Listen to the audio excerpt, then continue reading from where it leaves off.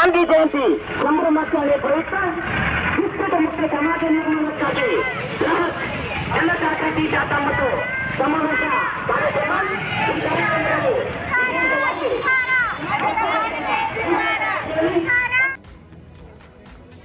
ಈ ಕಾರ್ಯಕ್ರಮದಲ್ಲಿ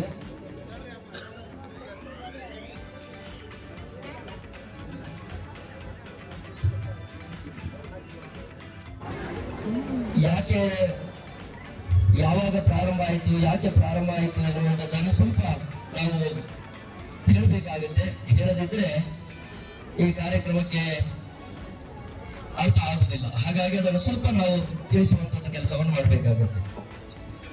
ಧರ್ಮಸ್ಥಳದ ಧರ್ಮಾಧಿಕಾರಿ ಪರಮ ಪೂಜ್ಯ ಡಾಕ್ಟರ್ ಡಿ ವೀರೇಂದ್ರ ಹೆಗಡೆ ಅವರು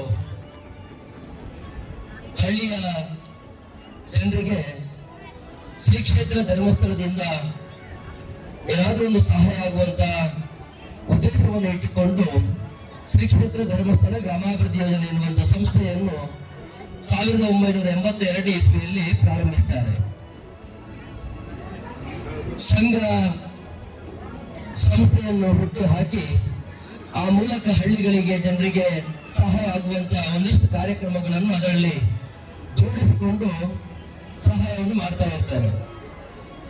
ಹೀಗೆ ಈ ಕ್ಷೇತ್ರದ ಈ ಕಾರ್ಯಕ್ರಮದಲ್ಲಿ ಸಹಾಯ ಮಾಡ್ತಾ ಬಂದಾಗ ಈ ಸಂಸ್ಥೆಯನ್ನು ಹುಟ್ಟು ಹಾಕಿ ಒಂದು 10 ವರ್ಷ ಆದರೂ ಕೂಡ ನಿರೀಕ್ಷಿತ ಮಟ್ಟದ ಅಲ್ಲಿ ಬದಲಾವಣೆಗಳು ಆಗಿರುವುದಿಲ್ಲ.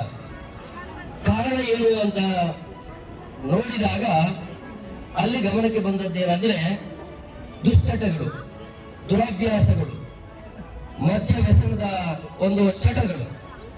ಹಾಗಾಗಿ ಇಂತಹ ಒಂದು ಸಮಸ್ಯೆ ಇದ್ದಾಗ ಏನೇ ಸಹಾಯ ಮಾಡಿದ್ರು ಸಹಕಾರ ಕೊಟ್ಟರು ಕೂಡ ಅದು ವ್ಯರ್ಥ ಅಂತ ತಿಳ್ಕೊಂಡು ಧರ್ಮಸ್ಥಳ ಇರುವಂತಹ ತಾಲೂಕಿನ ಗಣ್ಯರನ್ನು ಜನಪ್ರತಿನಿಧಿಗಳನ್ನು ಕರೆದು ಒಂದು ಚರ್ಚೆ ಮಾಡ್ತಾರೆ. ಯಾರು? ಡಾಕ್ಟರ್ ಡಿ ವೀರೇಂದ್ರ ಹೆಗಡೆ ಅವರು.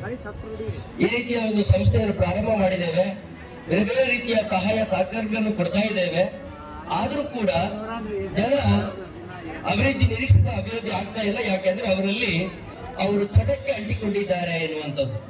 ಇಂತಹ ಒಂದು ಚಟವನ್ನು ದೂರ ಮಾಡಬೇಕಂತಾದ್ರೆ ನಾವೆಲ್ಲ ಹಿರಿಯರು ತಿಳಿದವರು ಇದಕ್ಕೆ ಒಂದು ಏನಾದರೂ ಒಂದು ಒಳ್ಳೆಯ ಕಾರ್ಯಕ್ರಮವನ್ನು ಹಮ್ಮಿಕೊಳ್ಳಬೇಕಂತ ಚರ್ಚೆ ಬಂದಾಗ ಜನರನ್ನು ಜಾಗೃತಿಗೊಳಿಸುವಂತ ಒಂದು ವೇದಿಕೆಯನ್ನು ಹುಟ್ಟು ಹಾಕ್ತಾರೆ. ಅಂದ್ರೆ ಅದಕ್ಕೆ ಹೆಸರು ಜನ ಜಾಗೃತಿ ಎನ್ನುವಂತ ವೇದಿಕೆಯನ್ನು ಹುಟ್ಟು ಹಾಕ್ತಾರೆ.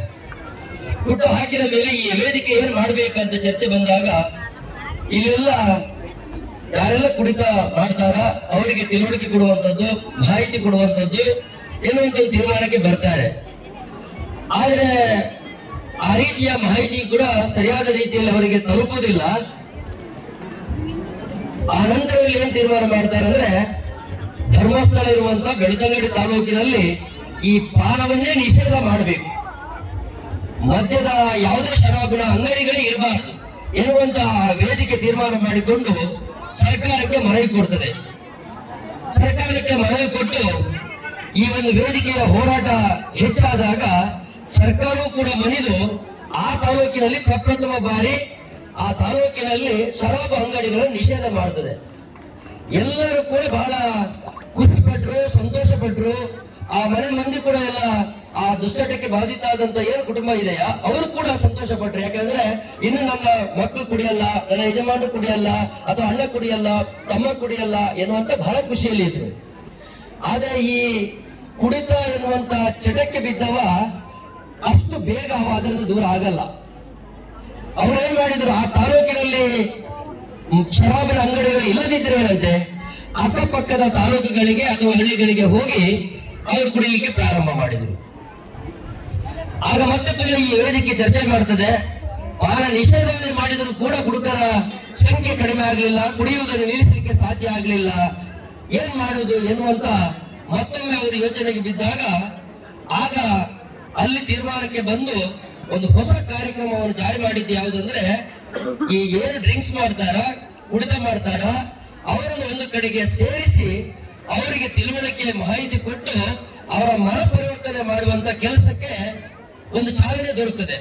ಆ ಕಾರ್ಯಕ್ರಮ ಯಾವುದು ಅಂದ್ರೆ ಮಧ್ಯವರ್ಜನ ಶಿಬಿರಗಳನ್ನು ನಡೆಸುವಂಥದ್ದು.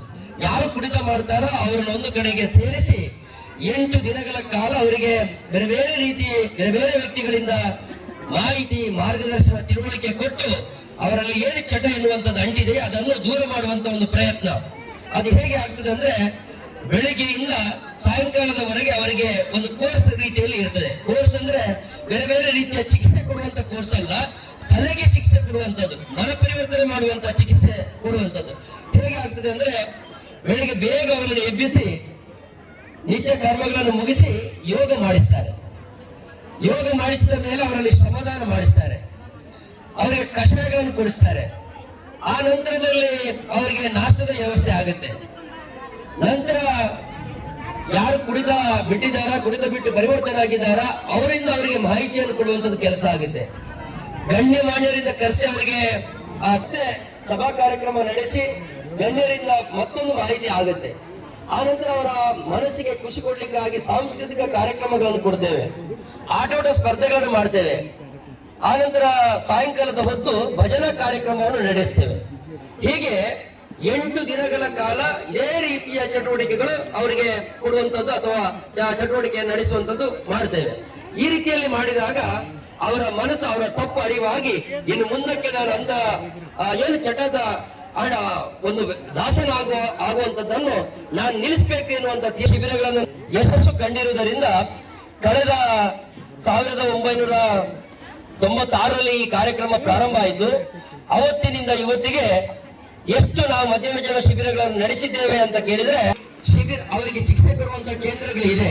ಅದು ಹೇಗಿರ್ತದೆ ಅಂದ್ರೆ 50,000 30,000 ಚಾರ್ಜ್ ಇರುತ್ತೆ. ಬೇರೆ ಬೇರೆ ರೀತಿಯ ಅವರಿಗೆ ಏನು ಔಷಧಿ ಮದ್ದುಗಳನ್ನು ಕೊಟ್ಟು ಅವರು ಸರಿಯಾಗಿದ್ದಾರೆ ಅಂತ ಕಳಿಸಿಕೊಡ್ತಾರೆ. ಆದ್ರೆ ಅದರಲ್ಲಿ ನಿರೀಕ್ಷಿತ ಒಂದು ಫಲಿತಾಂಶ ಖಂಡಿತವಾಗಿ ಸಿಗ್ಲಿಕ್ಕೆ ಸಾಧ್ಯ ಇಲ್ಲ. ಆದ್ರೆ ಇವತ್ತು ನಾವು ನಡೆಸಿದಂತಹ 2,000 ಶಿಬಿರಗಳಲ್ಲಿ ಇದುವರೆಗೆ ಸೇರಿದವರ ಸಂಖ್ಯೆ ಎಷ್ಟಂದ್ರೆ 1.5 ಲಕ್ಷ ಮಂದಿ ಇದರಲ್ಲಿ ಸೇರಿಕೊಂಡಿದ್ದಾರೆ. 1.5 ಲಕ್ಷ ಮಂದಿ ಸೇರಿ ಅವರ ತಪ್ಪು ಅರಿವಾಗಿ ಹೊಸ ಜೀವನಕ್ಕೆ ಕಾಲಿಟ್ಟಿದ್ದಾರೆ. ಇದು ನಮ್ಮ ರಾಜ್ಯದಲ್ಲ ಅಲ್ಲ, ದೇಶದಲ್ಲಿ ಅಲ್ಲ, ಇವತ್ತು ಅಂತಾರಾಷ್ಟ್ರೀಯ ಮಟ್ಟದಲ್ಲಿ ಇದು ದೊಡ್ಡ ದಾಖಲೆ ಅಂತ ಹೇಳ್ತಾರೆ. 1.5 ಲಕ್ಷ ಮಂದಿ ಒಂದು ಏನು ಚಟಕ್ಕೆ ಅಂಟಿಕೊಂಡು ಬದಲಾದಂತ ಪರಿವರ್ತನೆ ಆದಂತ ಒಂದು ದಾಖಲೆ ಅಂತ ಇದ್ರೆ ಈ ವೇದಿಕೆಗೆ, ಈ ಸಂಸ್ಥೆಗೆ ಇರ್ತದೆ ಅಂತ.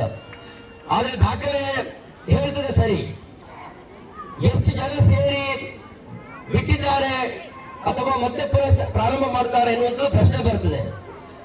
ಒಬ್ಬರಿಬ್ರು ಮತ್ತೆ ಪುನಃ ಅಂತದನ್ನು ವಾಪಸ್ ಅವರ ಅಂತ ಚಟಕ್ಕೆ ಹೋಗಿರ್ಬೋದು, ಇಲ್ಲಂತಲ್ಲ. ಆದ್ರೆ ಯಾರು ಆ ಚಟದಿಂದ ದೂರ ಮನುಷ್ಯನಿಗೆ ಆ ಚಟ ಎನ್ನುವಂಥದ್ದು ಅಂಟಿಕೊಂಡ್ರೆ ಅದನ್ನು ಬಿಡಿಸುವಂಥದ್ದು ಬಹಳ ಕಷ್ಟದ ಕೆಲಸ. ಇದು ಯಾಕೆ ನಾವು ಈ ಕಾರ್ಯಕ್ರಮವನ್ನು ಗಾಂಧಿ ಜಯಂತಿಯ ಪ್ರಯುಕ್ತ ಅಂಗವಾಗಿ ನಡೆಸ್ತೇವೆ ಅಂತಂದ್ರೆ, ಮಹಾತ್ಮ ಗಾಂಧೀಜಿಯವರು ಹುಟ್ಟಿದ ದಿನ ಅಕ್ಟೋಬರ್ 2ನೇ ತಾರೀಕು. ಆ ಕಾರ್ಯಕ್ರಮದ ಪ್ರಯುಕ್ತ ಇದನ್ನು ಅವರಿಗೆ ಅಭಿನಂದನೆ ಯಾಕೆ ಮಾಡ್ತೇವೆ ಅಂದ್ರೆ, ಮಹಾತ್ಮ ಗಾಂಧೀಜಿಯವರು ಈ ಮದ್ಯಪಾನದ ಬಹಳ ವಿರೋಧಿ ಅವರು. ಯಾಕೆಂದ್ರೆ ತನ್ನ ಮಗ ಕೂಡ ಮದ್ಯಪಾನದಲ್ಲಿ ಅಥವಾ ದುಶ್ಚಟದಲ್ಲಿ ಬಲಿಯಾದದ್ದು ಅವರಿಗೆ ಬಹಳ ನೋವಿರುವಂತದ್ದು. ಹಾಗಾಗಿ ಅವ್ರು ಏನ್ ಹೇಳ್ತಾರೆ ಅಂದ್ರೆ, ನನ್ನನ್ನು ಸೈನ್ಯಾಧಿಕಾರಿ ಸೇನಾಧಿಕಾರಿ ಏನಾದ್ರೂ ಮಾಡಿದ್ರೆ ನಾನು ಮೊದಲು ಮಾಡುವಂತದ್ದು ಕೆಲಸ ಏನಂದ್ರೆ ಪಾನವನ್ನು ನಿಷೇಧ ಮಾಡುವುದು ಅಂತ ಮಹಾತ್ಮ ಗಾಂಧೀಜಿ ಅವರು ಹೇಳಿಕೊಂಡದ್ದು ನಾವು ಓದಿ ನಾವು ತಿಳ್ಕೊಂಡಿದ್ದೇವೆ. ಹಾಗಾಗಿ ಪಾನವನ್ನು ನಿಷೇಧ ಮಾಡ್ಬೇಕಂತ ಬಹಳ ದೊಡ್ಡ ಕನಸು ಕಟ್ಟಿದವರು. ಆದ್ರೆ ಅವರಿಗೆ ಅದನ್ನು ನನಸು ಮಾಡ್ಲಿಕ್ಕೆ ಆಗದೇ ಇರಬಹುದು.